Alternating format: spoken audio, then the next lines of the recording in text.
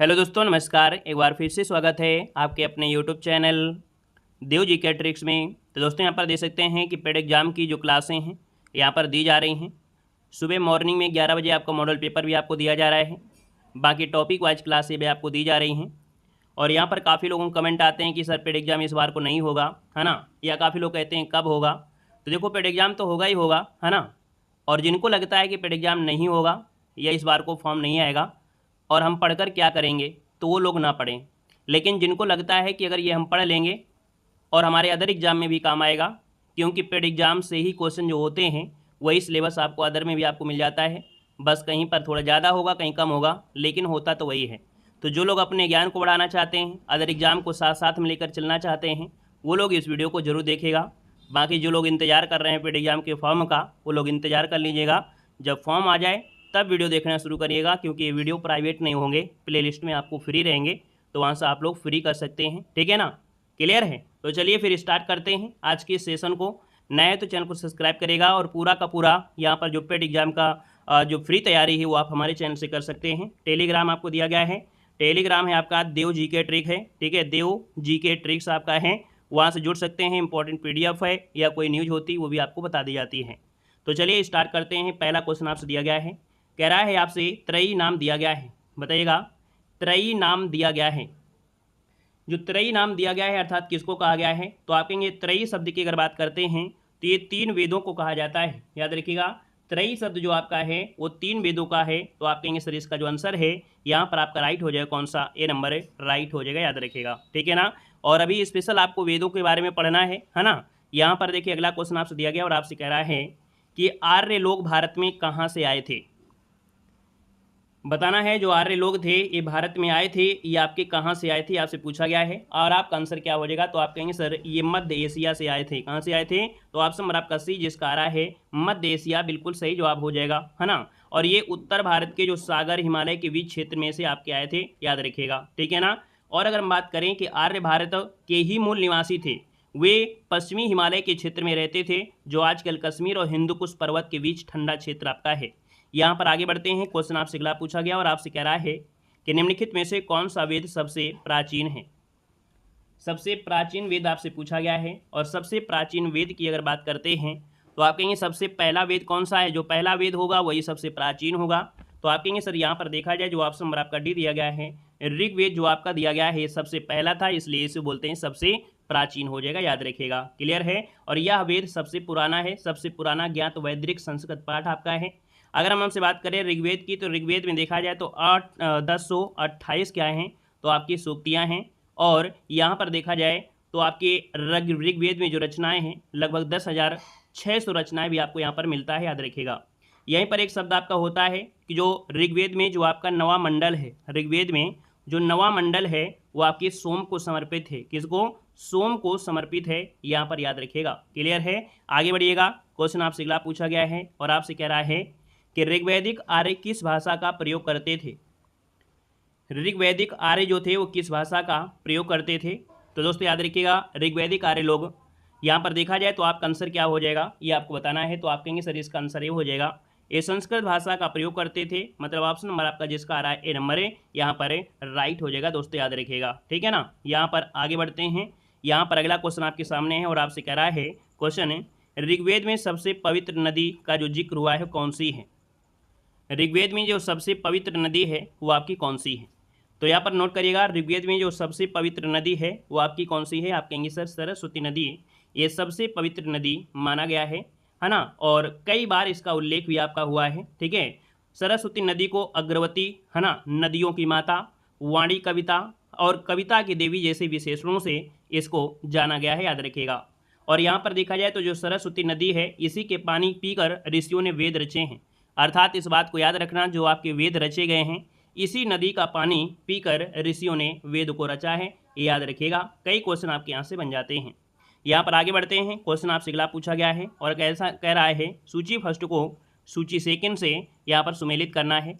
यहाँ पर देख सकते हैं जो आपकी वेद हैं, वेद से जानकारी क्या होती है, तो वैदिक कार्यों के संपादन की जो विधि का वर्णन है। याद रखिएगा, यहाँ पर जो आपका दिया गया है ब्राह्मण, है ना, ब्राह्मण है।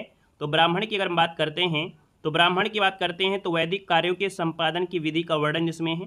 उपनिषद में क्या है, तो उपनिषद की बात करते हैं तो यहाँ पर शिक्षण संबंधी समस्याओं का वर्णन है। अथर्ववेद की बात करते हैं तो अथर्ववेद में जो जन साधारण के रीति रिवाज थे उनके व्याख्यान यहाँ पर किए गए हैं। बचा हुआ है यहाँ पर आपका ऋग्वेद, और ऋग्वेद की बात करते हैं तो आपके यहाँ पर कह सकते हैं अवस्था के साथ भाषा समानता के बारे में है। तो यहाँ पर जो ऑप्शन आपका बन रहा है वो आपका बन रहा है बी नंबर, है ना, 3142 आपका आंसर राइट हो जाएगा। आगे बढ़िएगा, क्वेश्चन आपसे अगला पूछा गया है और आपसे कह रहा है कि प्राचीन हिंदू विधि का लेखक किसको कहा जाता है।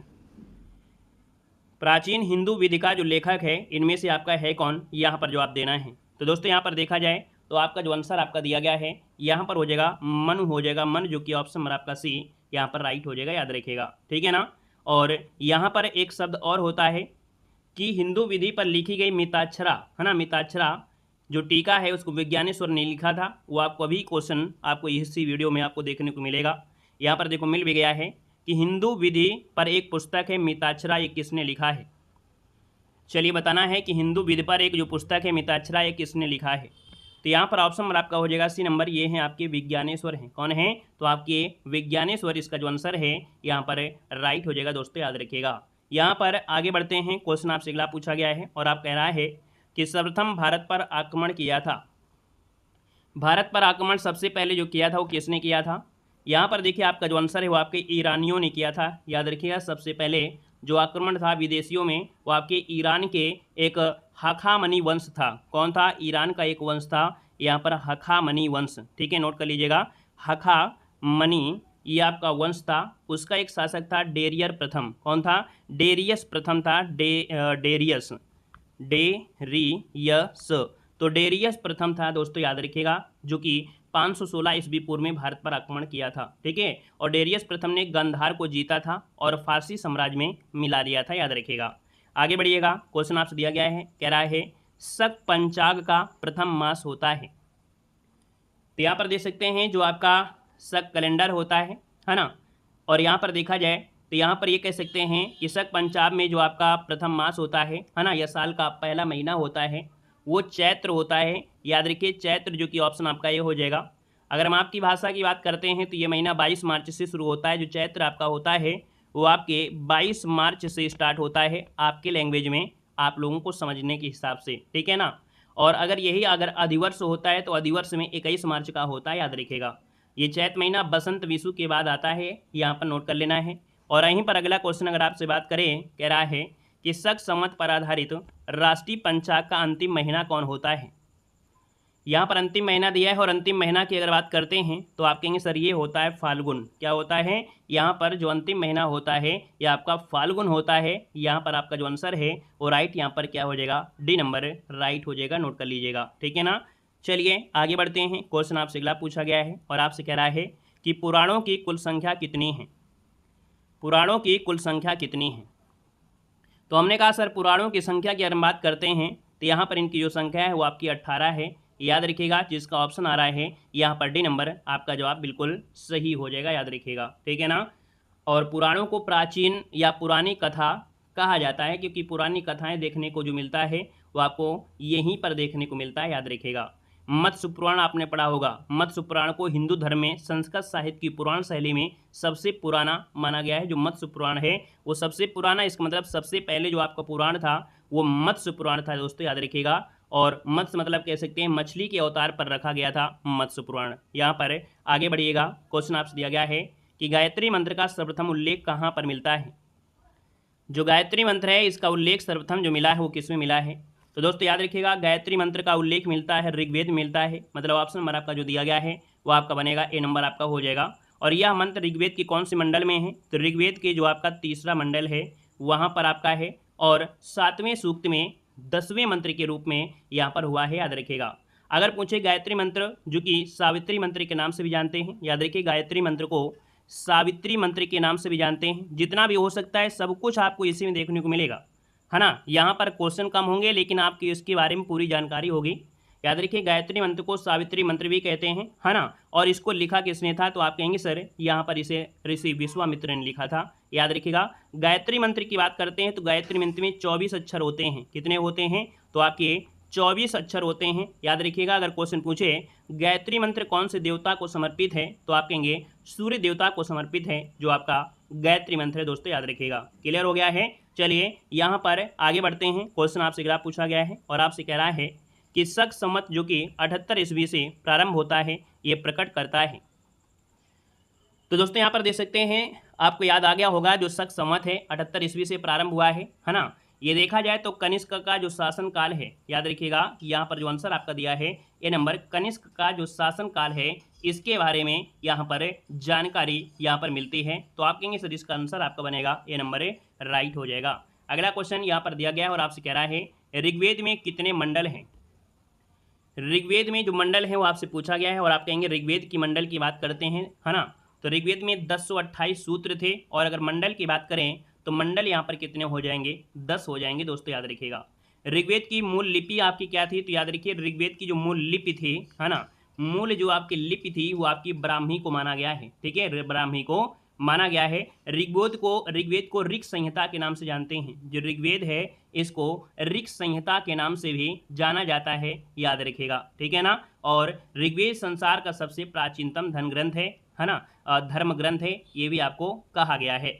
यहाँ पर आगे बढ़ते हैं। क्वेश्चन आपसे अगला पूछा गया है और कह रहा है कि वैदिक साहित्य में शिव का कौन सा रूप सबसे पहले मिलता है। चलिए बताना है कि वैदिक साहित्य में शिव का जो रूप है सबसे पहले मिलता है वो आपके रुद्र के रूप में मिलता है। यहाँ पर जो आंसर है वो आपका बनेगा सी नंबर, रुद्र हो जाएगा, है ना, महारुद्र, रुद्र, है ना, ये आपका आंसर बनेगा कौन सा, सी नंबर हो जाएगा। अगला क्वेश्चन यहाँ पर दिया गया है कि भारत के प्रतीक चिन्ह की आधार पट्टी पर अंकित सत्यमेव जयते किससे लिए गए हैं। चलिए बताना है कि जो सत्यमेव जयते है ना, ये जो लिया गया है वो कहाँ से लिया गया है। तो आप कहेंगे सर ये जो लिया गया है वो मुंडकोपनिषद से लिया गया है। मतलब ऑप्शन नंबर आपका जिसका आ गया है यहाँ पर कौन सा, तो डी नंबर आपका जवाब बिल्कुल सही हो जाएगा। सत्यमेव जयते जो लिया गया है वो आपके मुंडक उपनिषद से लिया गया है। और ये जो वाक्यांश है मुंडक उपनिषद का जो तीसरा अध्याय है उसके 1.6 श्लोक से यहाँ पर लिया गया है। और अगर पूछे कि भैया यहाँ पर जो लिखा है सत्यमेव जयते इसका अर्थ क्या होता है, तो इसका अर्थ होता है सत्य की ही जीत होती है। क्या, सत्य की ही जीत होती है। अगर क्वेश्चन ये पूछे सत्यमेव जयते को भारत संविधान ने लिया था, तो ये कल लिया था, तो भारतीय संविधान ने 26 जनवरी, याद रखिएगा 26 जनवरी 1950 को भारत के राष्ट्रीय प्रतीक के रूप में ये अपनाया गया था। इसको भी नोट कर लेना है। अगर हम आपसे बात करें कि जो सत्यमेव जयते हैं ये राष्ट्र पटल पर लाने और उसका प्रचार प्रसार करने का जो श्रेय जाता है वो किसको जाता है, तो याद रखिएगा इसका जो प्रचार प्रसार किया है सत्यमेव जयते का, अर्थात यहाँ पर ये कह सकते हैं कि सत्य की ही जीत होती है, इसका प्रचार प्रसार जो किया है पंडित मदन मोहन मालवीय ने किया था। उसकी मतलब इनकी भूमिका जो आपकी थी सबसे महत्वपूर्ण थी मदन मोहन मालवीय की, यहाँ पर याद रखना है। ठीक है ना, क्लियर हो गया है। और आगे बढ़ते हैं। क्वेश्चन आपसे अगला पूछा गया है और आपसे कह रहा है कि ऋग्वेद का कौन सा मंडल है पूर्णतः सोम को समर्पित है। चलिए बताना है ऋग्वेद का कौन सा मंडल है पूर्णतः सोम को समर्पित है। और यहाँ पर देखा जाए तो यहाँ पर आंसर आपका सी हो जाएगा। ये जो आपका नवा मंडल है ना, कौन है, जो नवा मंडल है पूरी तरह से भगवान सोम को समर्पित है। और अगर हम आपसे बोले तो इसको सोम मंडल भी कहते हैं। याद रखिए नवा मंडल को सोम मंडल भी कहा जाता है। इसमें 114 सूक्त हैं, है ना, जो कि यहाँ पर देखा जाए सोम पवमान को समर्पित आपके हैं, यहाँ पर याद रखिएगा। ठीक है ना। और यहाँ पर आगे बढ़ते हैं। क्वेश्चन आपसे अगला पूछा गया और आपसे कह रहा है कि वैदिक गणित का महत्वपूर्ण अंग ग्रंथ कौन सा है।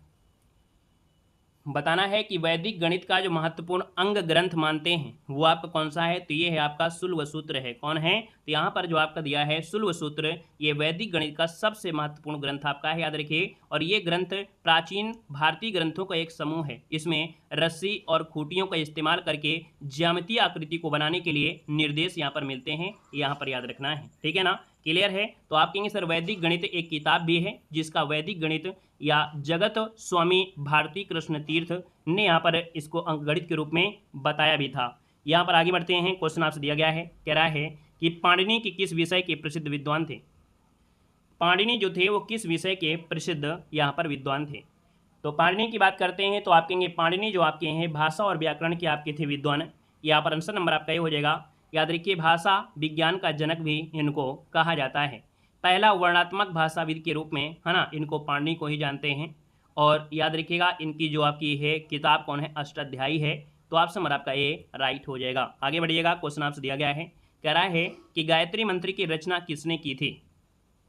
बताना है कि गायत्री मंत्र की रचना है वो किसने किया था। आप कहेंगे सर यहाँ पर जो आंसर है वो आपका बी हो जाएगा विश्वामित्र ने किया था, महर्षि विश्वामित्र ने किया था। और गायत्री मंत्र को ऋग्वेद में पहली बार देखा गया था, इसे सावित्री मंत्र के नाम से भी जाना जाता है, याद रखिएगा। आगे बढ़िएगा, क्वेश्चन आपसे दिया गया है, कह रहा है कि जादू टोना का अध्ययन किस वेद में मिलता है। जो जादू टोना है इसका अध्ययन किस वेद में मिलता है आपको बताना है। तो भैया जादू टोना ये जो आपकी है, यहाँ पर बताइए इसका आंसर क्या हो जाएगा। तो आप कहेंगे सर इसका जो आंसर आ रहा है जादू टोना वाला, ये कौन सा हो जाएगा, अथर्ववेद आपका है ना। क्या हो जाएगा, अथर्ववेद जो आपका है इसमें जादू टोना के बारे में यहाँ पर बताया गया है ना। यहाँ पर आगे बढ़ते हैं, क्वेश्चन आपसे अगला पूछा गया और आपसे कह रहा है कि किस उपनिषद में देवकी पुत्र कृष्ण का घोर अंगिरस के शिष्य के रूप में उल्लेख किया गया है। देवकी पुत्र कृष्ण का घोर अंगिरस के शिष्य के रूप में उल्लेख किया गया है, यहाँ पर बताना है। और दोस्तों ये आपका है कौन है, तो आपका है छंदोग्य जो उपनिषद है, कौन है यहाँ पर छंदोग्य उपनिषद है, ऑप्शन आपका ये हो जाएगा। मतलब यहाँ पर देवकी के पुत्र और अंगिरस के जो शिष्य के रूप में यहाँ पर हुआ है, यहाँ पर उल्लेख। अगला क्वेश्चन आपसे दिया गया और आपसे कह रहा है कि प्राचीनतम व्याकरण अष्टाध्यायी के रचनाकार आपके कौन हैं। प्राचीनतम व्याकरण अष्टाध्यायी के रचनाकार इनमें से कौन बनेंगे। अष्टाध्यायी मतलब होता है 8 अध्यायों वाली, है ना। और यहाँ पर ये महर्षि पाणिनि है, 8वीं ईस्वी पूर्व में संस्कृत व्याकरण का अत्यंत प्राचीन ग्रंथ आपका है।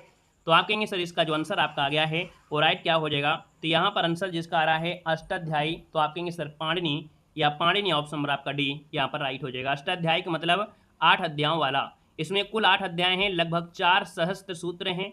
इस ग्रंथ की रचना का जो काल है 8वीं शताब्दी ईस्वी पूर्व माना जाता है, याद रखिएगा।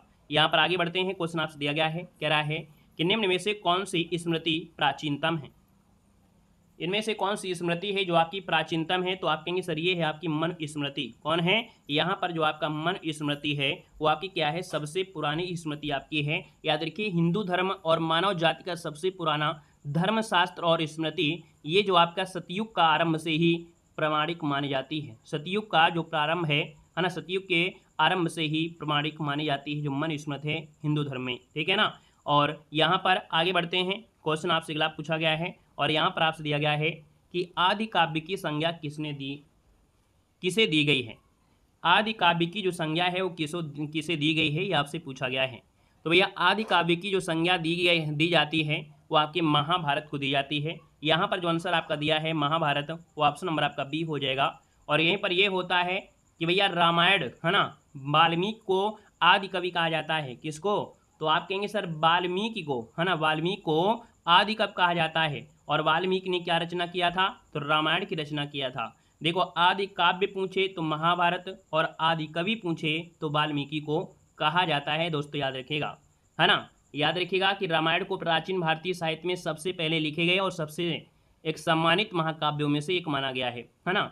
और संस्कृत के सभी काव्यों में रामायण सबसे पुराना है, याद रखिएगा, ठीक है ना। आदि काव्य का मतलब ही होता है पहला काव्य, है ना। रामायण में भगवान श्री राम के जीवन की कहानी और रामायण में जीवन के सत्य और कर्तव्य को दिखाया गया है। रामायण में अगर हम आपसे पूछें कि शुरू में रामायण में छंद कितने थे, तो रामायण में शुरुआत में जो छंद थे वो आपकी 6000 छंद थे, याद रखिएगा। हर एक वो बारीक से बारीक पॉइंट आपको इसमें मिल जाएगा। शास्त्रीय संगीत के सिद्धांत की जो विवेचना है वो आपकी की गई है, बताना है शास्त्रीय संगीत के सिद्धांत की विवेचना जो की गई है। तो आप कहेंगे सर शास्त्रीय संगीत है और संगीत अर्थात ऑप्शन नंबर आपका डी हो जाएगा सामवेद। मतलब कि संगीत का जो आधार है उसके नियम है ना, आधारभूत तथ्य है और उसका जो प्रारंभिक काल है वो इसी के साथ आपके जुड़े हैं, है ना। तो आप कहेंगे सर यहाँ पर जो राग होता है ना, संगीत में राग का मतलब होता है पिचों का एक क्रम जो संगीत वाक्यांश को बनाता है। तो आप कहेंगे सर यहाँ पर जो आंसर है वो आपका डी नंबर है, राइट हो जाएगा, याद रखिएगा। सुर का महत्व होता है ना कि शब्दों का, है ना। जिसकी आवाज़ सुरीली होती है वो कैसा भी बोल दे वो गाना जैसा लगेगा, और कुछ भी शब्द मतलब एक गाने के रूप में कर दे वो गाना बन के तैयार हो जाएगा। लेकिन सुर ही नहीं होगा तो भैया चाहे जैसे शब्दों का प्रयोग कर लो, क्या मतलब है ना। यहाँ पर आगे बढ़ते हैं, क्वेश्चन आपसे अगला पूछा गया है और आपसे कह रहा है ऋग्वेद के किस मंडल में शूद्र का उल्लेख पहली बार किया गया है। ऋग्वेद में किस मंडल में शूद्र का सबसे पहले उल्लेख मिलता है, और ये पहला उल्लेख है 10वें मंडल में। नोट करिएगा, ऑप्शन नंबर आपका हो जाएगा डी नंबर। ऋग्वेद के जो 10वां मंडल है इसमें पुरुष सूक्त में पहली बार शूद्र का वर्णन मिलता है, याद रखिएगा, है ना। और इस सूक्त में वर्ण व्यवस्था की उत्पत्ति का वर्णन भी देखने को मिलता है। कहा जाता है कि पुरुष के मुख, है ना, से ब्राह्मण की उत्पत्ति हुई है। भुजाओं से छत्री की उत्पत्ति हुई है, जांघों से वैश्य की उत्पत्ति हुई है और पैरों से शूद्र की उत्पत्ति हुई है। ये भी आपको याद रख लेना है, ठीक है ना। और यहाँ पर आगे बढ़ते हैं, क्वेश्चन दिया गया है, कह रहा है उपनिषद पुस्तकें हैं। ये जो उपनिषद पुस्तकें हैं आधारित हैं, और ये आधारित हैं आपके धर्म पर आधारित हैं। किस पर हैं? तो आपके धर्म पर आधारित हैं। ऑप्शन नंबर आपका बनेगा ए, नंबर आपका बन जाएगा। नेक्स्ट क्वेश्चन दिया गया है, कह रहा है कि भारतीय संगीत का आदि ग्रंथ कहा जाता है। भारतीय संगीत का आदि ग्रंथ जो कहते हैं वो आपके कहते हैं सामवेद को कहते हैं। किसको कहते हैं? सामवेद को कहते हैं। सामवेद को भारतीय संगीत का मूल माना जाता है। और सामवेद में यज्ञों के दौरान गाए जाने वाले जो मंत्र हैं उन्हीं का वर्णन यहीं से आपको देखने को मिलता है, याद रखिएगा। यहाँ पर आगे बढ़ते हैं, क्वेश्चन आपसे अगला पूछा गया है और आपसे कह रहा है वेद शब्द का अर्थ क्या है। तो वेद शब्द का अर्थ होता है ज्ञान। क्या होता है? ज्ञान होता है। ऑप्शन नंबर आपका बनेगा ए, नंबर आपका हो जाएगा। और वेद शब्द संस्कृत के विद शब्द से लिया गया है, जिसका अर्थ होता है जानना या समझना होता है। और दुनिया के सबसे पुराने धार्मिक और दार्शनिक ग्रंथ जो आपके हैं वेदों को ही मानते हैं। और अगले क्वेश्चन को आते हैं, क्वेश्चन दिया गया है कि निम्न में से किस विदुषी ने वाद विवाद में अजय याज्ञवल्क्य को चुनौती दी थी। यहाँ पर देखिए इनका नाम है गार्गी, है ना, ये आपने शब्द सुना होगा। यहाँ पर जो आंसर आपका दिया गया है वो आपका डी हो जाएगा, गार्गी हो जाएगा दोस्तों, याद रखिएगा। यहाँ पर आगे बढ़ते हैं, क्वेश्चन आपसे अगला पूछा गया और आपसे यहाँ पर दिया गया है कि भागवत धर्म का ज्ञात सर्वप्रथम अभिलेख साक्ष्य कौन सा है। भागवत धर्म का ज्ञात सर्वप्रथम अभिलेख साक्ष्य जो आपका है इनमें से कौन सा है। तो दोस्तों इसको बोलते हैं बेसनगर का जो गरुण स्तंभ है। कौन है? बेसनगर का जो गरुण स्तंभ लेख है। इस स्तंभ की स्थापना यूनानी दूत तक्षशिला निवासी हेलियोडोरस ने यहाँ पर किया था, याद रखिएगा। यहाँ पर आगे बढ़ते हैं, क्वेश्चन आपसे अगला पूछा गया है, कह रहा है कि सिक्का के अध्ययन को क्या कहा जाता है। जो सिक्के होते हैं उनके अध्ययन को जो कहते हैं वो कहते क्या हैं। तो आप कहेंगे सर इसका आंसर जगह न्यूमिस्मेटिक्स या मुद्रा शास्त्र कहा जाता है। यहाँ पर अगला क्वेश्चन आपसे दिया गया है, कह रहा है सुमेलित है। देखिएगा यहाँ पर जो सुमेलित है वो आपका कौन सा है। तो आप कहेंगे अजंता की चित्रकला बौद्ध धर्म से है। एलोरा की चित्रकला जैन, बौद्ध और हिंदू धर्म तीनों धर्म आपके हैं। एलिफेंटा की चित्रकला बौद्ध धर्म से है। आप कहेंगे सर ये बिल्कुल सही है और यहाँ से क्वेश्चन आपका बनता ही बनता है। यहाँ पर आगे बढ़ते हैं, क्वेश्चन आपसे दिया गया और आपसे कह रहा है कि मेगास्थनीज के अनुसार भारत में, याद रखिएगा, मेगास्थनीज के अनुसार भारत में दास प्रथा नहीं थी। ठीक है, जब मेगास्थनीज ने भारत का वर्णन किया तो याद रखिएगा उसने कहा भारत में दास प्रथा नहीं थी, अकाल नहीं पड़ता था, समाज 7 इकाइयों में बटा था, अर्थात ये सभी बातें बिल्कुल सही है। मेगास्थनीज की जो इंडिका थी। यहाँ पर आगे बढ़ते हैं, क्वेश्चन आपसे दिया गया है, आपसे कह रहा है सही कौन सा है। यहाँ पर दिया है राजतरंगड़ी जो कि आपका कल्हड़ दिया है, आप कहेंगे सही है। यहाँ पर किताबुल हिंद अलबरूनी है, आप कहेंगे बिल्कुल सही है। यहाँ पर दिया भूगोल को प्लेने, यहाँ पर बिल्कुल गलत हो जाएगा क्योंकि हिकेटस आपके हैं। यहाँ पर सी नंबर गलत है तो आप कहेंगे सर इसका डी हो जाएगा, ए और बी आपका जवाब हो जाएगा, डी नंबर हो जाएगा। राजतरंगी, कल्हड़ और किताबुल हिंद अलबरूनी बनेगा। नेक्स्ट क्वेश्चन आपसे कह रहा है कि मेगास्थनीज चंद्रगुप्त मौर्य के दरबार में आया था, यह किसका राजदूत था। यहाँ पर बताना है कि मेगास्थनीज ये चंद्रगुप्त मौर्य के दरबार में आया था और यह किसका राजदूत था, ये आपको बताना है। सिकंदर का, भरत का, सिल्यूकस, निकेटर का बताना है, जल्दी से बताइएगा। मेगास्थनीज चंद्रगुप्त मौर्य के दरबार में आया था, यह किसका राजदूत था। वेरी गुड, सबका जवाब बिल्कुल सही है। आप कहेंगे सर इसका आंसर आपका हो जाएगा सी नंबर है, सिल्यूकस निकेटर, जिसका ऑप्शन आ रहा है यहाँ पर बिल्कुल सही जवाब हो जाएगा। सिल्यूकस निकेटर इसका आंसर है, यहाँ पर बिल्कुल सही जवाब हो जाएगा। जिसका जवाब आ गया है इसका मतलब है बिल्कुल सही जवाब आ गया है, कोई दिक्कत आपको नहीं है ना। चलिए यहाँ पर आज की क्लास ये रखते हैं और ये आपकी जो क्लास थी इसमें जो क्वेश्चन थे आपके 38 क्वेश्चन थे लगभग, है ना। यहाँ पर देखा जाए तो आपके क्वेश्चन कम थे लेकिन जानकारी आपको पूर्णतः इसमें मिली होगी। इसी प्रकार से हम जब सब टॉपिक पढ़ेंगे तो सब चीज़ें आपकी होंगी। हमने कहा भी है कि पेपर का फॉर्म कब आएगा, है ना, पेपर होगा कि नहीं होगा। तो आपको बता दें जिनके अंदर ये भ्रम है कि पेपर नहीं होगा तो उनको बता दें पेपर तो होगा ही होगा, पेड एग्जाम का फॉर्म आएगा, ठीक है ना। दूसरी बात अगर हम आपसे बात करें तो भैया अगर आपको लगता है कि नहीं पेपर नहीं होगा और हमारे पढ़ने लिखने से क्या फ़ायदा होगा, है ना, और ये हम पढ़कर क्या करेंगे, जब पेपर आए तब पढ़ लीजिएगा। बाकी जिनको कुछ सीखना है डेली अपना रिवीजन करते रहना है। आपकी परीक्षाएं लगी हुई हैं आपके आरओ में, आरओ का पेपर उठाकर देखिएगा। इस वीडियो से एक क्वेश्चन आपका मिला है, मतलब ऐसा कोई भी एग्ज़ाम नहीं है जो हम आपको वीडियो पढ़ाएंगे उससे आपको एग्ज़ाम में न मिले। आरओ हो या जूनियर असिस्टेंट हो, लेखपाल हो या कोई भी आने वाली भर्ती हो, अगर आप पढ़ते रहेंगे तो आप आगे बढ़ते रहेंगे। अगर आप इसी प्रकार से देखेंगे कि नहीं जब फॉर्म आएगा तब तैयारी करेंगे तो आपके चेहरे आंदोलन में दिखाई देंगे, क्योंकि आंदोलन में वही बैठते हैं जो कमज़ोर होते हैं। वो लोग सिर्फ हल्ला मारते हैं और कुछ नहीं करते हैं। तैयारी करने वाले तैयारी करते रहते हैं, अपने आप को मजबूत बनाते रहते हैं, और वही बच्चे आगे चलकर बहुत कुछ काम करते हैं।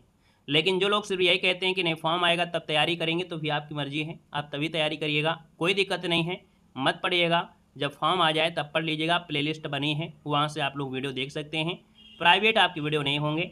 बाकी जब एग्ज़ाम का समय कम बचता है ना, 1 महीना 2 महीना होता है, तो आपके अंदर प्रेशर होता है, तब आप भागते हैं इधर उधर, है ना। तब आपके लिए पेड कोर्स आता है, और पेड कोर्स में फिर आप लोगों से पैसा अच्छी तरीके से लेते हैं, क्योंकि आपका जो डर होता है वो डर ही बताता है कि नहीं आपको कोर्स लेना है। अगर पहले से तैयारी करेंगे ना कोर्स की आवश्यकता होगी, है ना, क्योंकि आपका जो सेल्फ स्टडी है वो सबसे बेस्ट होती है। ठीक है, तो चलिए फिर आज के लिए इतना रखते हैं। डेली क्लास होगी, और हाँ, लाइव क्लास की वजह ये है कि रात में देखिए नेटवर्क समस्या होती है।